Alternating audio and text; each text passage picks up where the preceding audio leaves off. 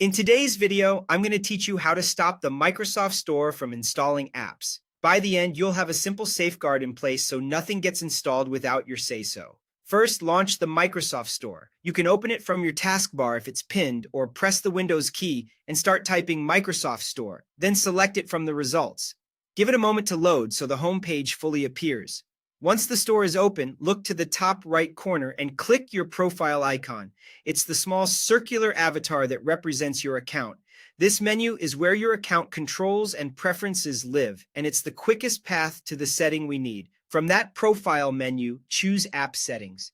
This opens a focused panel of controls that affect how the store behaves on your device. If you don't immediately see App Settings, scroll the menu. It's often grouped with library and other account options. The exact wording can vary slightly with updates, but App Settings is the one you want. Inside App Settings, find the option labeled Purchase Without Passcode. Toggle this switch to off. Turning this off tells the store that every new app action must be explicitly authorized. Depending on your version, you might see slightly different phrasing, but the intent is the same. Don't allow installs to proceed without a confirmation tied to your identity. With that switch off, the store will now require your Microsoft password or your Windows PIN before any new app installation begins.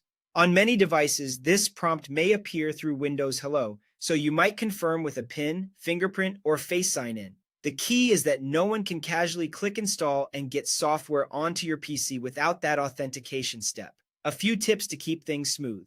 If multiple people use your computer, let them know they'll see a prompt before installs and that you intend to keep it that way. If you manage a family device, this setting adds a helpful layer of control and reduces accidental installs, especially from enthusiastic clickers. If you don't see the exact purchase without passcode text, look for a similarly named option that controls purchases or installs without a password.